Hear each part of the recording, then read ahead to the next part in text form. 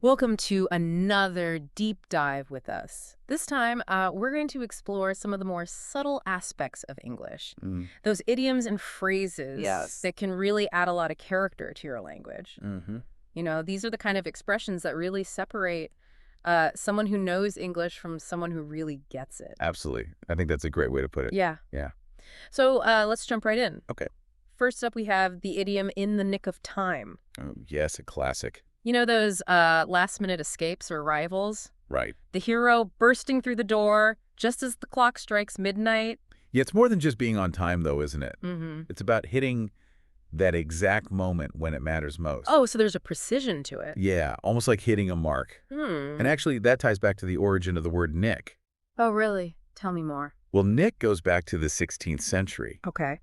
And back then, it meant like a small cut or a precise mark. Mm-hmm. So think about a skilled craftsperson, making that tiny perfect notch on their work. Okay. In the nick of time carries that same feeling of hitting the mark precisely when needed. So it's not just about speed, but accuracy, too. Exactly. Wow. And to really drive this home, think about how it's used. The paramedics arrived in the nick of time. Oh, yeah. That's not just relief. It's the difference between life and death. Yeah, that's true. It really emphasizes how crucial that precise moment was. Wow, I never thought about it like that. Right. It adds that extra punch. Yeah. Instead of just saying they arrived just in time, you're emphasizing the precision. It's almost like you can hear a clock ticking down to the nick. Mm. Okay, so moving on. We have to catch up, which I feel like we're all doing constantly these days. That's true.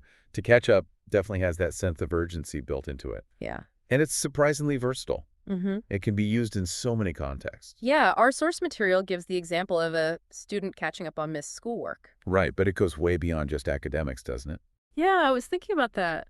Think about a friend telling you they need to catch up on world events. Right. It's not just about learning what happened. Mm-hmm. It's about closing that gap in their knowledge. Like bridging the divide between what they know and what's considered current. Exactly. And I think it can also apply to skills, right? Oh, absolutely. Like if someone says, I need to catch up on my coding skills, it kind of implies they're falling behind. Yes, there's a pressure to not just learn, but to reach the same level as others. Almost like you're in a race, trying desperately to gain ground. That's a great analogy. I like that.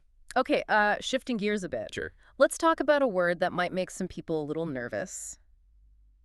Verbose. Verbose. I have to admit, I can be guilty of this one from time to time. Well, verbose isn't necessarily a bad thing. Right. It simply means using more words than necessary. Okay. It's like you could be verbose and still captivating. Right. Or you could be brief and incredibly dull. Yeah. It really all depends on how you use those words. Yeah.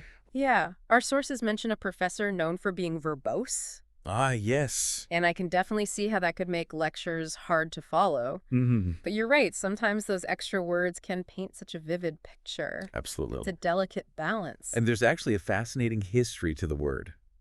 Oh, is there? Verbose comes from the Latin verbum, Okay. which simply means word. Mm. So at its core, verbose is really just about an abundance of words. Oh, so it's almost like saying someone is word rich. Mm-hmm.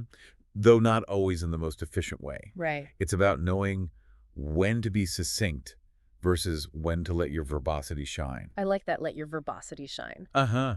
Okay, so last one for this section. What's Let's that? unpack to go over. To go over. This one feels particularly relevant for our listener, who I know is always eager to learn. Oh, absolutely. To go over is all about thoroughness. Mm-hmm. It's that double checking, that Yeah. deep dive into the details. It's that moment before you hit send on an important email and you go over it one last time. Exactly. To be sure. And it's not limited to writing either. Right. Think about a musician going over a difficult passage before performance. Yeah.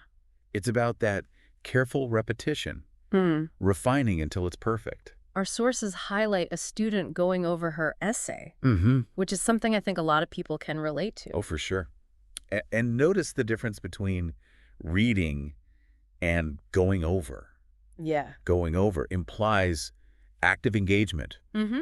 You're not just passively absorbing the information. Yeah. You're analyzing, looking for errors, making connections. It's almost like you're meticulously turning each page over in your mind, making sure you haven't missed anything. That's a great way to put it. Yeah. So for our listeners, Think about how you can apply this, whether it's prepping for a meeting or a test Right. or just wanting to master a new skill Yeah. to go over is your key to that deeper understanding. Okay, so are we ready to continue our vocabulary journey? Oh, yeah, let's keep going. I feel like we've already leveled up our English skills today. It's amazing, isn't it? Yeah. How these seemingly small expressions Hmm. can really change how we use and understand language. Absolutely. Yeah. So what's next on our list of linguistic treasures? Well, let's dive into an idiom I'm sure you've heard before, to cut to the chase. Oh, cut to the chase. I love that one. It's a good one. It's all about getting straight to the point. Right. No detours, no fluff. Yeah, just the good stuff. Exactly. And it often carries a sense of urgency with it, too. Yeah, Like, we're wasting time. Let's get to the heart of the matter. I like that. Yeah. Our sources say this idiom might come from the film industry. Oh, interesting. You can imagine a director shouting, "Cut to the chase scene." Ah, I see. They're literally telling the editor to skip ahead to the most exciting part. Right. Straight to the action. Exactly. Yeah. So when you use cut to the chase, Mm. you're channeling that same energy. Yes, being direct, efficient, and valuing everyone's time. And it works in so many situations. Oh, it does. Like imagine a long, rambling meeting. Yeah. Someone could say, "Let's cut to the chase. What's the decision we need to make?" Exactly. Yeah. It can bring focus and clarity Right. to any conversation. Whether it's casual or high stakes. Yeah, definitely. Okay, let's move on to brush up on. Okay, to brush up on. A phrasal verb all about refreshing your knowledge or skills. Mm-hmm. That's a good one. I feel like there's always something I need to brush up on. Uh-huh. I think we all feel that way. Yeah. It's part of the beauty of learning, an ongoing journey. To brush up on has that sense of gentle improvement, doesn't it? Yes, like you're polishing a skill you already have. Like giving it a little shine. Exactly. Our examples include a musician brushing up on their scales. Right. Or a traveler brushing up on a language before a trip. Yeah, it implies you already have some foundation there. Mhm. You're just dusting off the cobwebs, so to speak. I like that analogy. You wouldn't say you're brushing up on something completely new. Right. You'd say you're learning it. That's a really good point. It's a subtle but important distinction. Okay, so for a listener out there, Yes. think about the areas where you might need to brush up. Mm-hmm. Maybe it's your public speaking skills Could be. or your knowledge of a particular subject. Yeah, those are good examples. It's all about maintaining and enhancing what you already know. Right. Building on that existing foundation. Okay, now for a word I find particularly intriguing, ubiquitous. Ubiquitous. It describes something that's everywhere you look. Yes. Inescapable. Like that song you hear on repeat Yes. in the store, on the radio, even in your dreams. That's a good one. Like it's just become part of the background noise of life. Exactly. Think about smartphones, social media, even coffee shops. Mhm. They've become ubiquitous. They really have. Our sources talk about how technology has really fueled this ubiquity. Absolutely. Things Yeah. can spread so quickly now. It's amazing. It really is. And the word itself has a cool origin story. Oh, does it? Yeah, it comes from the Latin ubique, Okay. which literally means everywhere. So the word carries its meaning right there in its roots. It's like a little linguistic time capsule. I like that. So next time you notice something that's just everywhere, Mm-hmm. you can confidently use ubiquitous to describe it. And you'll have a deeper appreciation for the concept, too. All right, are you ready for our final round of words and phrases? Oh, yeah. Let's do it. I'm feeling so much more confident in my English skills already. I'm glad to hear that. All right, welcome back to our deep dive into these hidden gems of the English language. Mm-hmm. It's amazing how many layers there are to unpack, even in words and phrases we use every day. It really is. So are you ready for our final set? Yeah, let's do it. Okay, let's start with an idiom Okay. that speaks to, I think, our inner organizer, to have all your ducks in a row. Oh, to have all your ducks in a row. Love that one. There's a sense of satisfaction in that phrase, isn't there? Oh, there really is.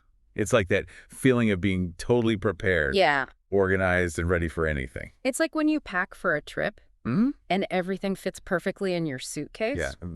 No wasted space. No last-minute scrambling. You've got it all under control, Rick. Exactly. Or imagine like a complex project at work. Right. Having all your ducks in a row means you've thought of everything. You've anticipated the problems. You've delegated tasks. Everyone knows their role. Yeah, it's a well-oiled machine. Exactly. Our sources suggest that this idiom might come from bowling.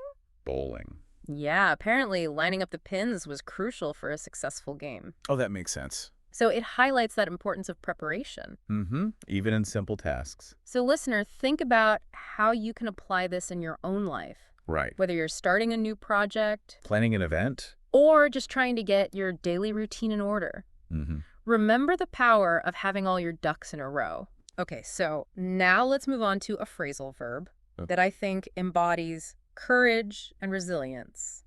To stand up to. To stand up to. Now, this one can feel pretty powerful. Oh, it definitely can.